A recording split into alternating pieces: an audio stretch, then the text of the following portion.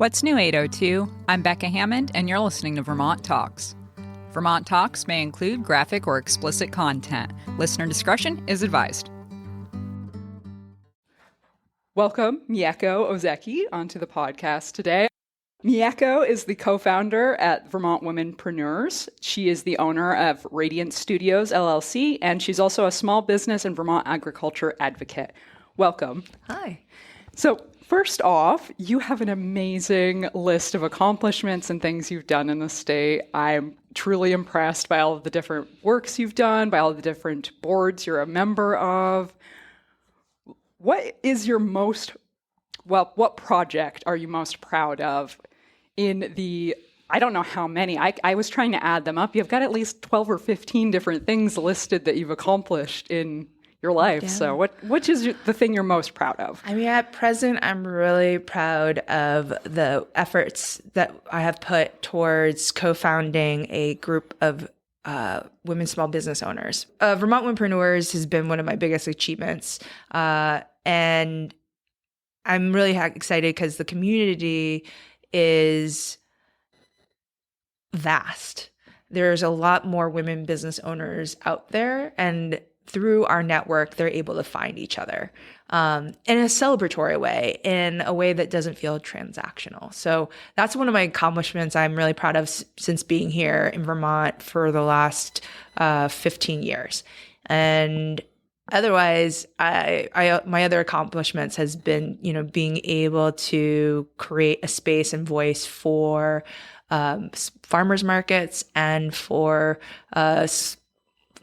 farmers in general. So it's been wonderful. And what foundation was that? I should have printed them all off and listed it because you're part of was it Farm to Table group? Yeah, so I'm on various boards that involve agriculture. So one of our recent ones is Farm to Table Steering Committee. So that is a vast network of farmers, producers, retailers, anyone who's involved in the food system. And that was created actually part of a state mandate to investigate kind of building network and then thinking about ways of how do we improve our food system in the state. And now we're actually thinking more so because of climate change regionally in terms of our food systems. And that opportunity has been wonderful because I get to see colleagues that I've started to know over the last 20 years through various organizations, and focus on the thing that I love the most. I love talking about food and I love talking about farms.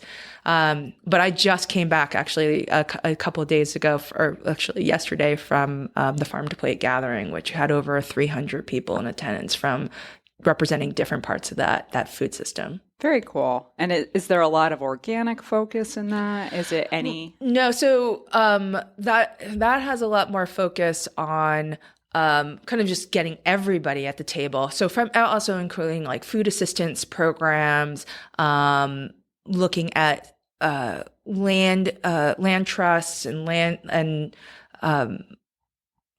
just anything to do with agriculture. Yeah, sorry, I'm still recovering from it. It's been it was like one of these most impactful kind of 2-day intensives of being in that network. The other hat I wear though is I'm also on the board of the NOFA Vermont, and that's more of the organic practices and getting more farmers involved with getting certified in organic certifications. Yeah. There's a lot to that. So I actually grew up on a dairy farm, a very small one up on the Canadian border, and there's a lot to becoming organic. If you're a farmer who's been doing it for years and years and trying to switch into that culture, a lot of people don't know anything about it. Yeah. They don't have resources to do that. So that's a good program. So Farm to Plate, NOFA, and then I'm also involved with the Vermont Farmers Market Association, which is basically a coalition of farmers market managers across the state.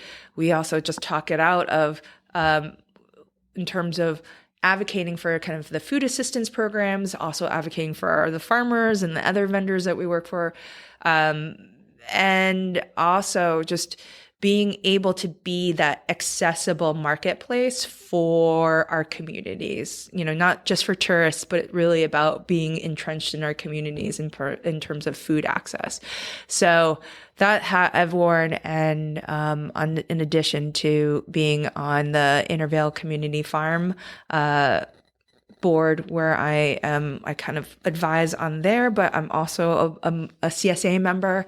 And during the floods, what I'm proud of, raising over $60,000 during the flooding, being able to help the farm kind of get to a little bit more stability, while also still supplying whatever they had remaining of food to our members as well as to community members.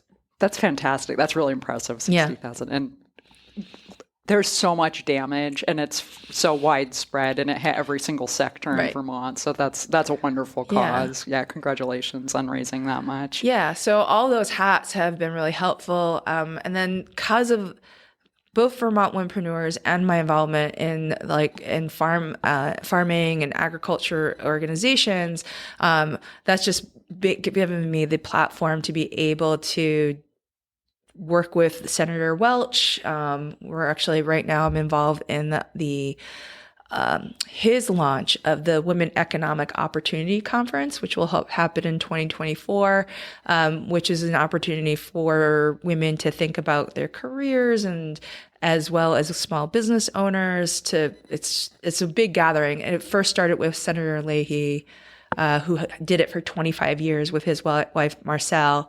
And now Senator Welch took that over, and we're trying to figure out the best ways to get women to congregate and to be able to get the training they need to help them thrive.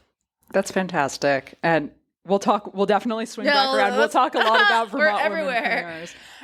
It's so interesting to me that you're on all of these different boards, that you're involved in all these different programs. You must meet such fascinating people.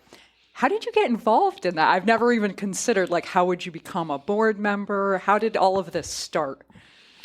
It all started actually just arriving in Vermont. So I grew up in New York City, and have kind of understood about building community, and also kind of standing out when you have a kind of a position. And so New York kind of is a great primer for that, because you got to stand out from the noise amidst all of that.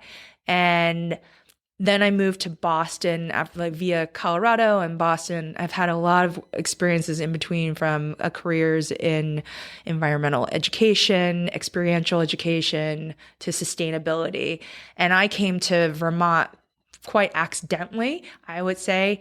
It was 2007 when my husband and I were like, we're going to leave Boston. We love our friends and everything else, but it's just not for us. And so we did, place shopping. We walked around. I didn't really think of Vermont until we landed here for a visit to the Burlington Farmers Market. And I was like, this place is different. It's different from Boston, and it's definitely different from New York. And it's kind of got the same culture. And I was very much involved in food. I had worked in sustainable agriculture in terms of education, educating young people about how best to use their foods and where their foods came from. And I started to have an interest. My career interest went from experiential education and environmental education into sustainability and environmental management. And while I was in Boston, I was getting my second master's at Harvard in that field, and they were talking about things called this movement called campus sustainability, and looking at college campuses as this micro ecosystem where you can create change, both policy, academic, as well as environmental policy, environmental implementation of change. And so I was interested in that, held on to that. And then when I was fed up with my last job in Boston, I put out to Facebook when Facebook was useful. But I posted to my colleague, to my friends, going, I'm looking for jobs, maybe in Vermont or somewhere. And a friend sent me this post for UVM. They were just starting their office of sustainability. And my friend was like, you should apply for this. And, obviously 2008, when I applied, this is just the cusp before the recession happened. But I got interviewed. I was one of 100 candidates for a brand new field, a brand new institution that was being created, and our office that was being created. And I got the job. My husband also got a job in Addison County at the time in school systems, in technology. And we just coincidentally just got both landed jobs. And then 2 months later, the recession got called, and we still had our jobs. So we kind of got to thrive. So that was kind of an accidental thing. And for 8 years, I stayed at UVM implementing a clean energy fund, which the students tax themselves $10 per semester, which was about $250,000, implementing renewable energy projects on campus, both academically and installation wise. That along with traveling across the country all over to talk about sustainability on college campuses, exposed me to a whole wide network in the environmental field, which brought attention to kind of the work we were doing at UVM, but also kind of the work I was doing. I got published in establishing what it would be like to create and manage those a student-run renewable energy or sustainability fund. And because of that, I just had so many people. I was just like, my networks were just mushrooming. After 8 years, I decided I was going to move on. I moved on to Yestermorrow Design Build School. Oh, very cool. And Yep. I, for 17 months, I worked there as the program and marketing director. So practically 2 full-time jobs. Kind of got burned out by that, but accomplished a lot while I was there. And I had in the back of my mind, I had always wanted to have my own business. And I actually had established one while I was at UVM because my boss, who was super supportive, said, you do this wonderful thing of career development with our interns. We don't pay you for that. We pay you for this other thing. You should create your own business. So I always had this business in my back pocket, and that was Radiance Studios. And when I left my job, I was like, ooh, I think I gotta commit and double down on this. So I was doing website building and then doing personal branding workshops. So personal branding being reputation management and how do you stand out from the fray, which I have been doing for decades of building a portfolio, and then you just evolve that into social media. How do you stand out with a voice like that? Doing that more the pragmatic way, not pre-TikTok, pre any of those things. I didn't have to dance or do, I wasn't a YouTuber, but was like, how do you build a reputation with your work and your portfolio? And that's kind of where I start from, the basis of a lot of my work now. And that job, I took on more work as side work in addition to having my business. So I worked for VBSR, Vermont Businesses for Social Responsibility, which actually taught me about growing a professional network, seeing it from the back end side of developing it. And then I took on the job of taking over the Burlington Farmers Market. Full circle moment, but from 2019 then through the end of 2020, I helped the Burlington Farmers Market not only run it but also run it during the pandemic, and also during its it was within its first year of transition to its current location on Pine Street. So it was a lot to take in, but it also made me. I took that job as like a way to advocate for small businesses, and farmers markets was kind of the launching point. And with, when I started for Burlington Farmers Market, I also had co-founded Vermont Womenpreneurs. And that was because I was burned out from that last job at Yestermorrow, and had gone to a retreat at Knoll Farm, which they have a retreat called the Better Selves Fellowship, which is amazing. Right in the Mad River Valley. They bring in people from all over the country who are active in environmental work and social work, social justice work, and free scholarship to do 6 days where you get to really retreat and take care of yourself and recollect yourself so you're energized to do the things that you have to do in your movement. And while there, after leaving Yes Tomorrow, I was like, it was 2 days after I left Yes Tomorrow, I was like, what do I do best?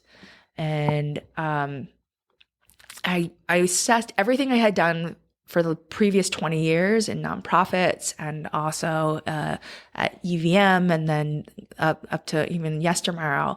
And I was like, what am I good at? And I was like, I'm really good at convening people, total strangers. And I love doing that.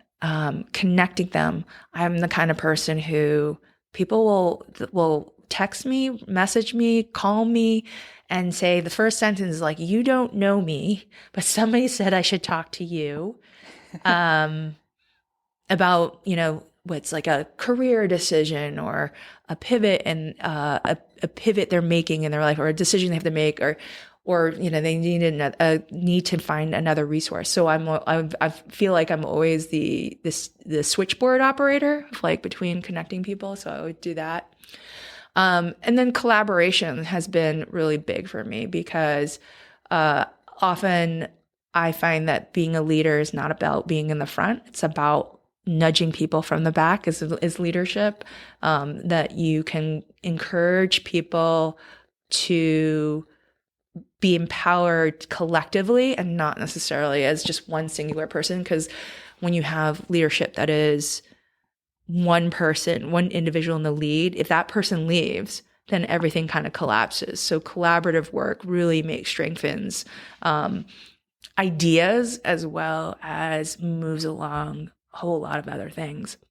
And then the last part is I love celebrating. I love celebrating like people's wins. So I like to tell people when I do Vermont Womenpreneurs, I am your ultimate wing woman.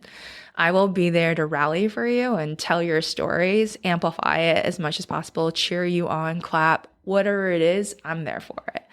And so those values, when I left that retreat after 6 days, and it was also the first time because I was a new mom, I had been away from my kid for 6 days, and it was a really interesting, freeing time for me to think about like what my aspiration of the values I wanted to be, whatever the next thing was. And a few months into taking my gap time between my jobs, between Yes Tomorrow and then starting with VBSR, I held on to those values of convene, connect, collaborate, celebrate in my gut. I held on to that. And then I took a workshop on solarpreneurship with a Center for Women in Enterprise. And like, first off, solopreneur was like a totally weird word, but I'm like, there's a lot of solopreneurs, I guess. And the person who would become for a while my mentor is Lisa Wood.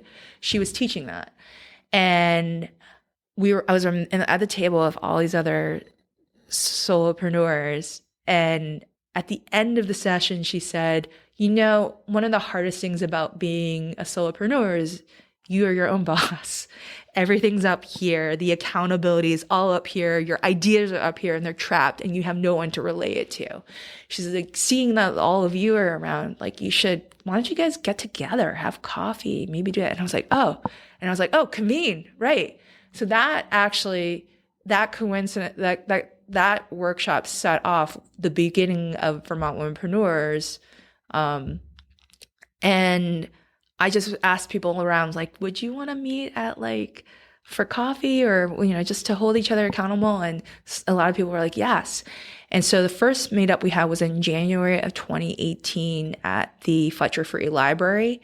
And we had 15 women show up. I also put it in the newspaper. It was one of the things too, my attitude at the time was, it's like, I was thinking about the scene in The Odd Couple in the movie version, but The Odd Couple where Oscar and Felix were having an argument. Felix, who's the control freak, was basically like got really angry at Oscar and threw a plate of spaghetti against the wall.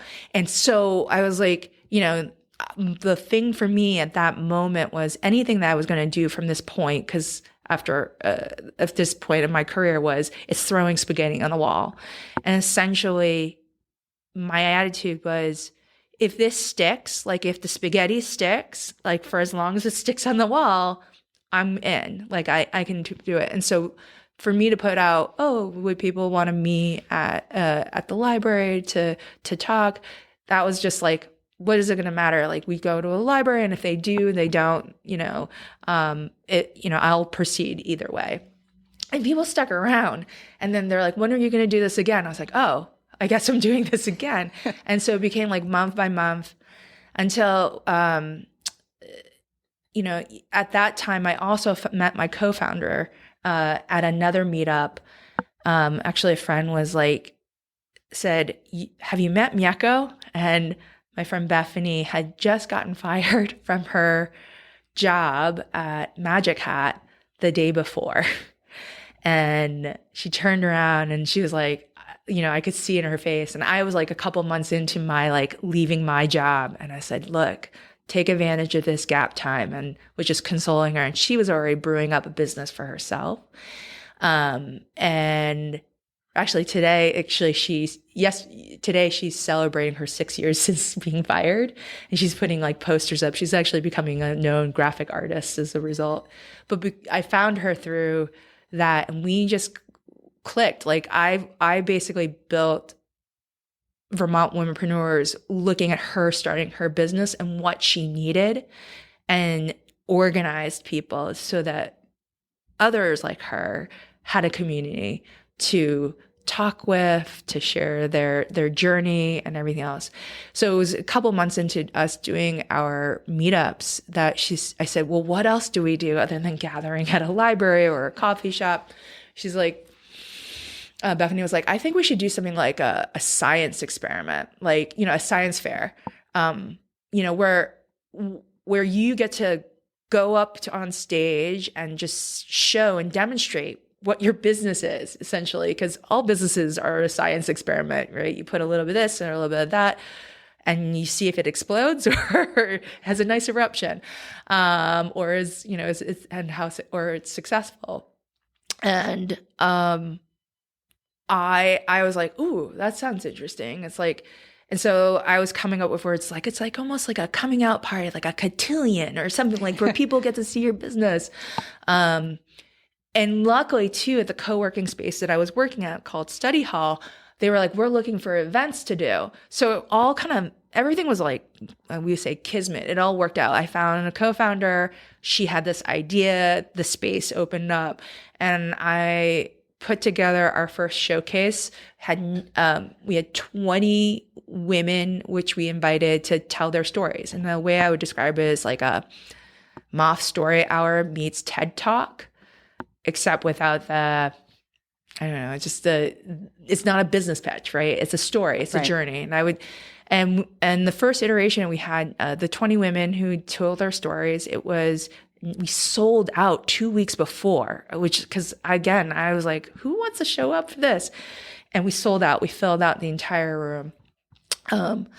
And what I watched as it unfolded, we had all these women sharing their stories, was my phone was on fire, because I also started the Instagram account, and my phone was on vibrate, would not stop vibrating. And it was because all the women who were sitting in the stage, or all sitting in the audience, and everyone who was attending was taking videos or writing down what they heard from the stories that really resonated for them. And they were sharing it across social media. I mean, this is the best organic kind of promotion, but at the same time, sincere sharing that people had about the event. And so that's actually what made Vermont Womenpreneurs kind of really grow organically. We went from like a couple hundred people to like several thousand over time because we were just sharing these stories. And after that showcase, I was like, oh, that's it, right? Like, we just did that. And people kept going, when are you going to do it again? And I was like, oh, we're doing this again. Okay. And so we subsequently did another showcase. We sold out. We had to go to a bigger venue. The next year in 2019, we were at the comedy club. So we went from 90 to 130. Yep. Then then we did that show on Mompreneurs and showcasing folks there. And then the last one before the pandemic was at the was it the comic club at Foam Brewers, and it was called The Power of Two. So we had partnerships. People were telling their stories, and we filled about maybe close to 150 guests. And then the pandemic happened, and we just kind of like slowed down because luckily thing is like we could do virtual easily. We weren't really dependent on being in person all the time. And so we reverted so that we created that community virtually for folks to, as the shutdowns were happening and trying to figure out rules, people can kind of talk it out with each other. And we held on to that we still continue doing Zoom meetups because women across the state get to connect on that and network. We got back to doing in-person, doing like coffee meetups. And then we did our first summit in 2022 at Hula. Cool. And at the time I was like, who's going to show up? Because, after all this, I always say this and my friends are like, you're silly. They're going to show up. We filled the space with 230 people. So one of the hard things about Vermont is that there's not enough big spaces that are that feel like the kind of places where people can tell stories that don't feel a little too conventional, like too conference-y, conventional kind of space. So I'm looking for unique spaces all the time. And we've hit the point where we're like 250 is probably adequate enough. Maybe we can go to 300, but that's hard to find spaces across the state to do so. But so we've featured probably close to 60 or 70 stories. And then basically our meetups, we do once a month and across different parts of the state, we get to hear more and more stories. So I guess I would say one of the things I love about our meetups is that I facilitate them and I tell people there are only 3 things that you need to remember to say. So everyone gets a share in the circle is don't forget your name. Yeah. Don't forget what your business is. And then I'm going to give you a choose your own adventure. And we do the same thing similar to our showcases or some event stories is it's a choose your own adventure. It's to either share an aspiration you have for your business. For our meetups, we say, if you want to share an update or a win or something like that. So we would just something that when you finish your introduction and after we finish our circle, that somebody can sincerely come up to you and have a conversation rather than the awkwardness of networking, which is people are fishing for information. Right. And sometimes they're not sincere in their interactions with people. Mm-hmm. I think the other thing that people hate about networking, the traditional networking, is it feels transactional. So you don't feel fulfilled. There's this like feeling that somebody has taken something from you and you've not gained something, it's that really icky feeling. That's why some people really don't enjoy it. and I can think of an instance where, I when we started establishing this and we started to build a reputation, it's interesting how initially when I interact with people, they would be like, oh, like, what can I get from you? Like, what's the ROI? Am I having a conversation with you?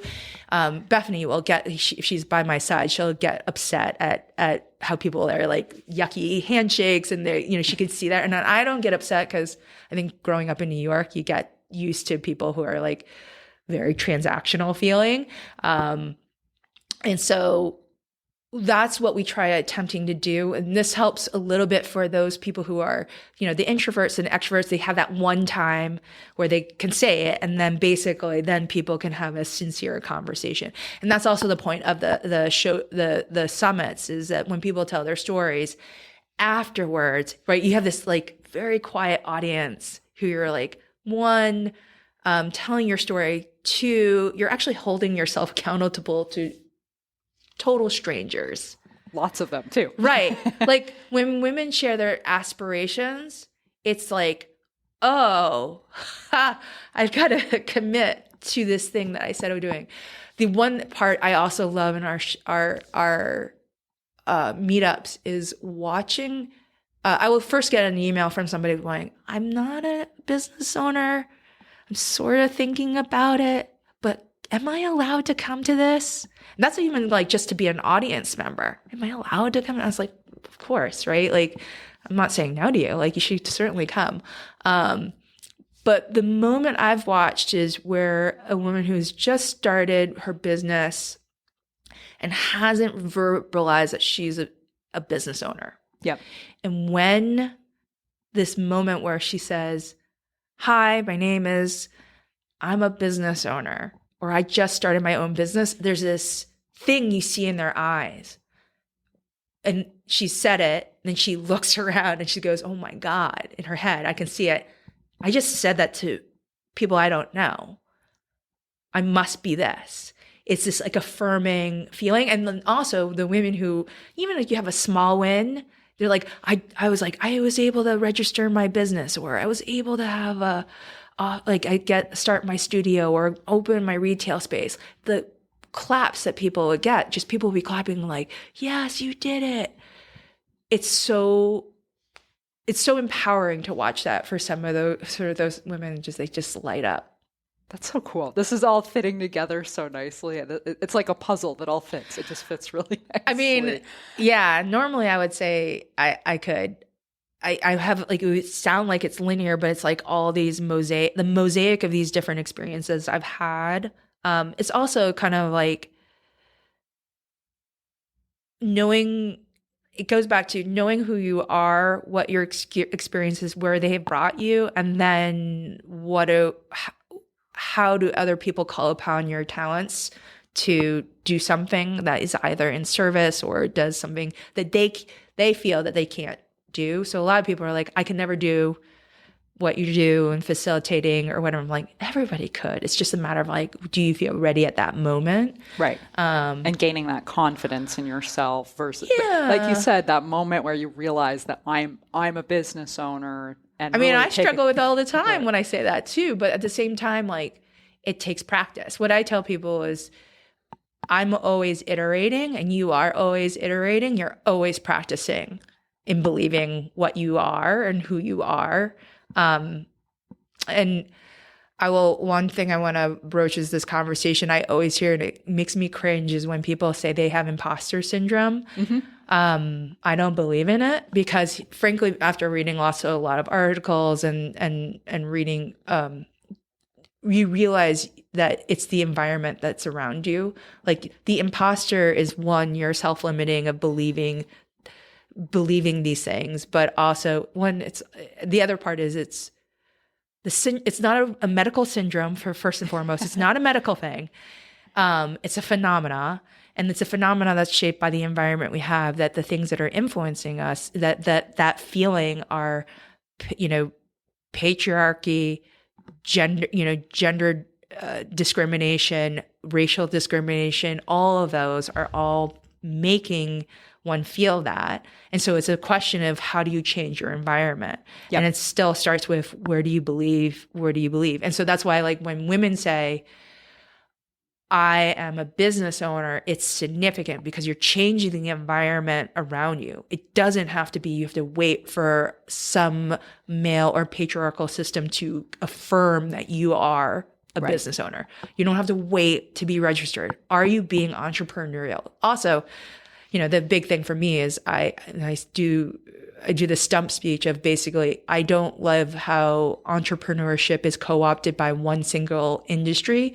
So we focus so much on the tech industry of being, they're entrepreneurial. Wait, but what about the small business owner every day? Right. They're entrepreneurial, right? They're hustling. They're doing all of these things, you know, and so I always, I go to UVM and I go to these entrepreneur talks and I'm like, let me remind you, there are more small business owners and they are entrepreneurial. And so there's gatekeeping around that term in a very weird way. And I've noticed that myself where, oh, you're a restaurant owner. That's been done before. That's not the same as being a real entrepreneur. I've heard those kind of statements before. That's insulting, though. Exactly. It's totally insulting. And like the people who feed us, oh, well, you're not an entrepreneur because it's been done before. Like, obviously it's been done before. We're still alive today. We've been doing this forever. Right. I mean, that's why things like the work that I'm doing with in ag as well as in small business is that it's the co-opting of those terms, which also leads to not giving not being serious with treating those parties seriously. You know, we don't give them the loans, we don't provide the funding, we also undercut them in terms of, you know, how much we pay for things. So like farmers don't get paid well because we don't believe them to be a professional class. We don't, you know, which is weird because they're selling us the things that sustain us. They're doing the work that sustain us. Why is it like, why are they less than? Yep. The infestation of the middleman has certainly hit the farmers very hard. And I think that's been true for more than a century at this point, at least in America, where, oh, you're a farmer, that's less than the person selling me the food, which is obviously not true, but I definitely can feel that. Yeah. So I'm sorry, it was a long way of saying like, how does like, you know, in terms of all these board memberships, it's because I just put myself in a niche of like, I happen to be at the right time. And most of it comes from my position is about how do we get the story out there in a way that is now this word's been overused, authentic, that is truly about what's happening on the ground for these individuals. And then not being a gatekeeper, although technically my last name means gatekeeper, so it's weird, but that, you know, not to be able to create the platform for them to share their stories and to have it, you know, have some resonance for a lot of other folks. One of the other reasons why we started Vermont Womenpreneurs is at the time when women were championed here in the state of like, oh, these are these 5 women. I literally could count on my hand, and I'm friends with a good portion of them. These 5 women, they cracked the code of created these big businesses, and we heard their stories. Now, all of them, they had to whittle their stories so it could fit into a soundbite and whatever, and all that stuff. And I was like, well, what about the others? And that's why we created this showcase, is because there wasn't a platform for them to share, because they were undermined, being like, well, you haven't made this threshold in money, or you're not taking seriously. And so that's part of the reason why we created that platform for them, is to be able to be shared. And because of that, there's more attention to, you know, whether in social media, like I see whenever we share a story about somebody we've learned about, or they've come to our meetings, that down the line, the media comes and finds them and gets their full story. So if that is what we can do for them, like I'm all for it, because they need that voice. They needed that. I would say again, go being their ultimate wing woman. If I can nudge media to get attention on those folks, then that's wonderful. Subsequently, though, the people who have been like those 5 women, they have shown up on our stage. And I always go to them, can I challenge you one way with one thing? Can you tell your story in a more expanded way than what you are told to curb for the media?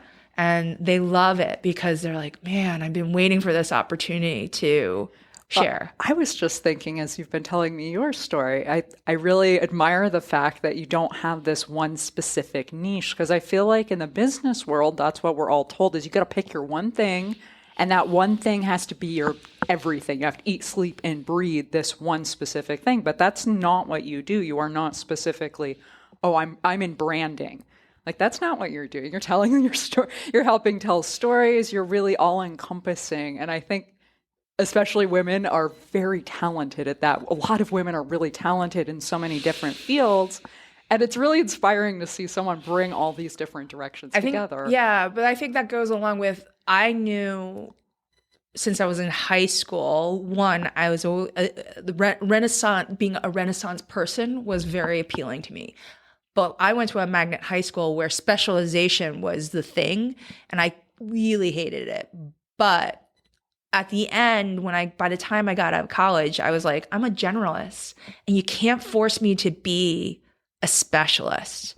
I tried. That's why I ended up being a philosophy major out of undergrad, because I tried being an economist. That didn't work out. And I was like, well, philosophy works because I can understand the underpinning of things and principles. And so that's kind of where I'm coming from. And when I talk to college students, right, I know where they're at. Like, I know the particularly they have vested so much interest in 4 years of their life being dictated to being a specific thing. And I've been on career panels with, like, myself as the only female and mostly other men. But weirdly enough, where we all said our road didn't start with college dictated where we ended. We landed because either we asked or because we have an interest in it. This is where kind of how we've evolved we iterated our careers. I actually did that one time when my friends invited me to a career panel at Champlain College, and I saw this senior in the back of the room raise his hand after listening to all of our stories, which coincidentally, we all were like, we were not A to B, we were like A to D to C to Z. Like, we went all over the place to get where we were at that present moment. And he said, wait a minute, you mean my 4 years doesn't dictate like where I'm going to go after this? And we're like, yeah, I think that's pretty much what we're saying. And like, just watching, I was describing this moment to another person, like watching the like explosion happen in that person's head. But what we walked out, what we tried leaving with the audience was, it's the cumulative experiences that you have in your portfolio, which, all too often we don't tell people to look back at that, to then say, well, what other thing can you try? What other thing can you borrow out of that? And then again, like what I've described, even like just the surface of the things that I've done, it's all from this portfolio of like storytelling and being able to create a space for others to be able to tell that story. And that's kind of what my whole career evolution has been. It's really powerful. I think that's incredibly powerful, telling stories. Well, I mean, I obviously run a podcast. Yeah. I love hearing people's stories. It builds such a strong connection between people, though. And like you brought up, I'm relating to a lot of what you're talking about, where it feels so transactional when you meet some people. And I've had people on the podcast like that before. And I'm like, oh, I want more from you, but I can't force it. You can't force it. If they just want to give something very upfront and get something from me, that's all you can really do with people. But if you can open a conversation and really get people talking, all of a sudden that relationship means so much more. I'm far more willing to help people once I know their story and just appreciate who they are and where they came from. I love hearing stories. This is really fascinating to me. And I do have some questions about Vermont Womenpreneurs.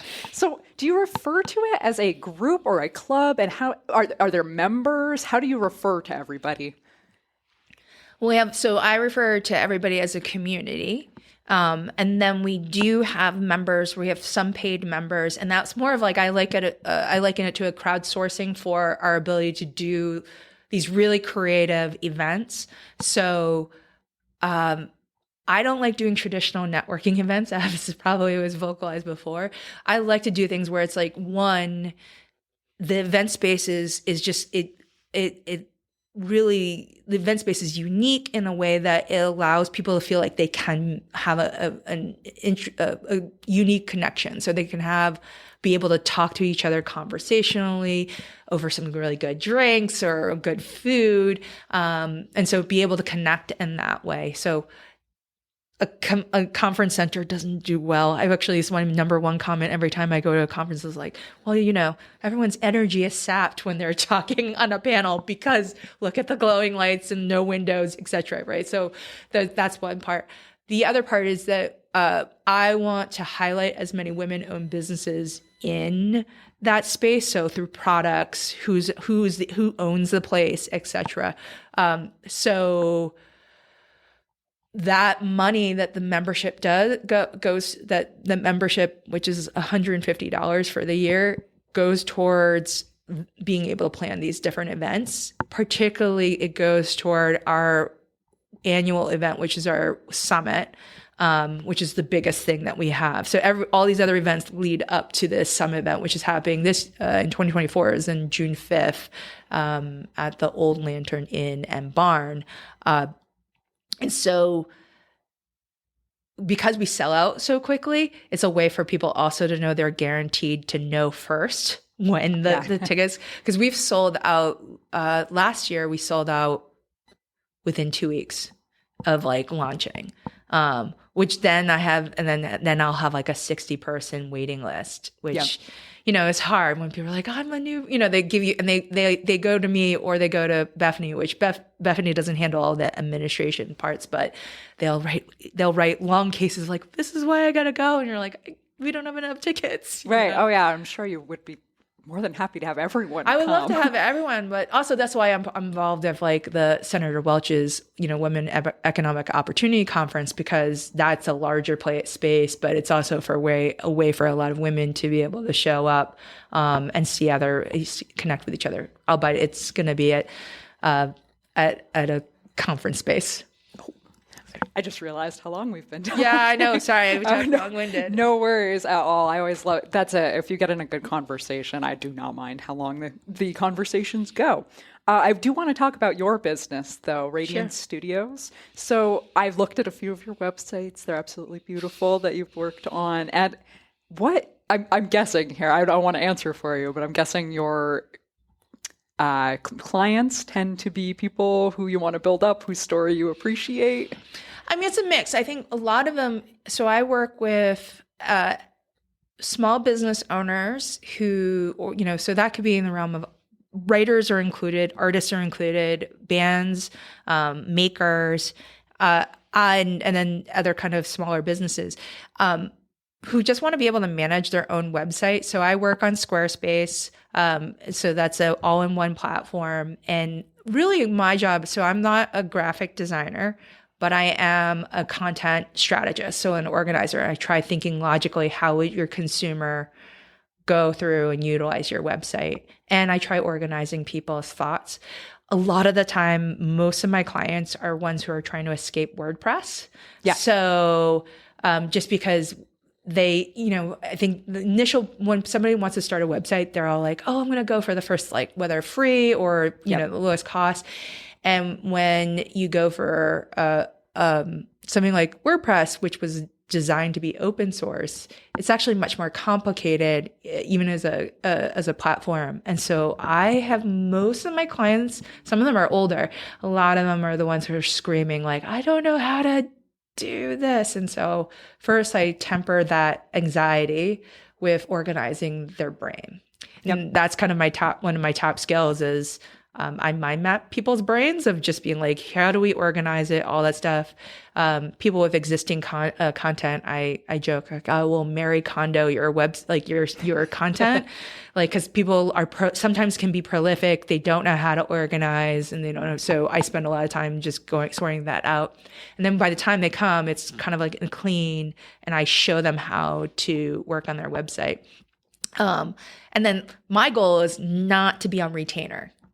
My goal is like, you can maintain this. And if it's like really drastic and you can't find it in like the help section, I can help you with some of it. But for the most part, I just want people to be able to manage their own content.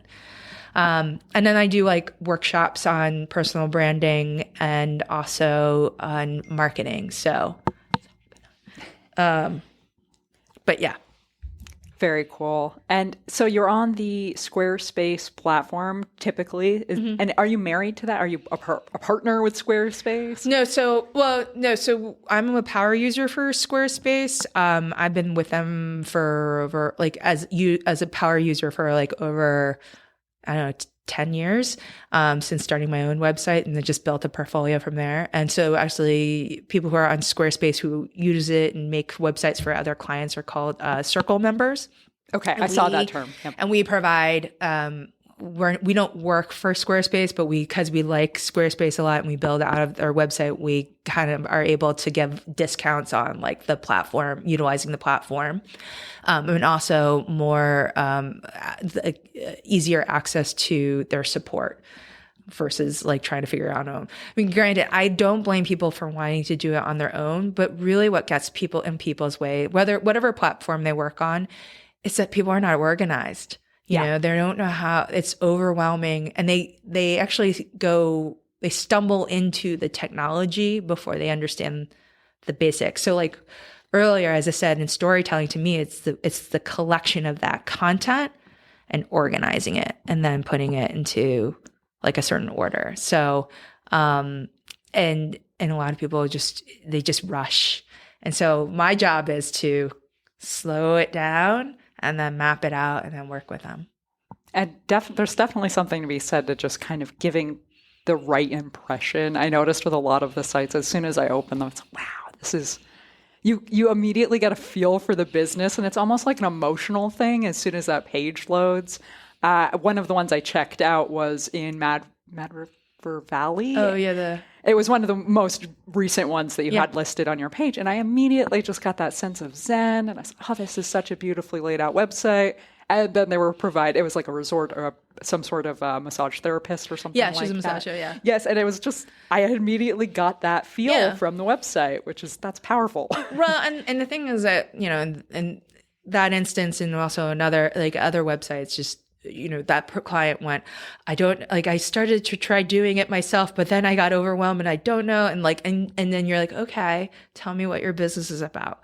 Okay. And like, I start writing things. And one of the things too, is I structure, here's your homework. Here's what we just discussed. Fill this in. I'll look over your copy, you know, all of that stuff, your photos. I want you to think about this.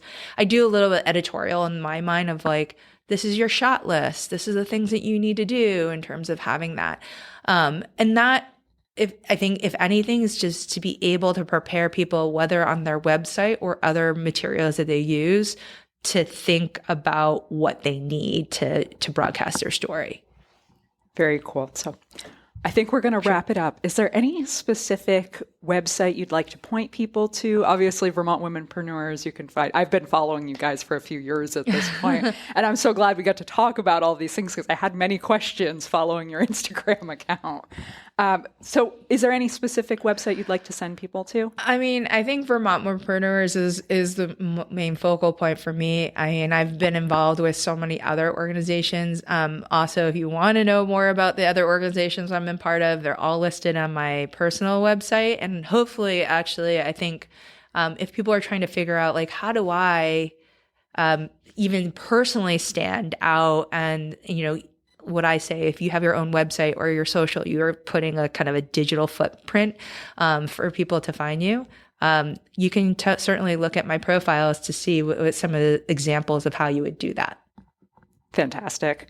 Okay. All right, so our show notes for today are going to be at vermonttalks.com/40, 40 episodes in. Woo! Thank you so much, Mieko. Thank you. Got your name right. Good. Okay. Have a great day, everybody. Bye. Thanks so much for listening to the end of the show. Subscribe to Vermont Talks on your favorite podcasting platform. You can find me on YouTube, Instagram, Facebook, all over the web. Contact Becca at vermonttalks.com if you'd like to be interviewed or if you know someone who should be. Thanks so much to Jason Baker for creating the show music.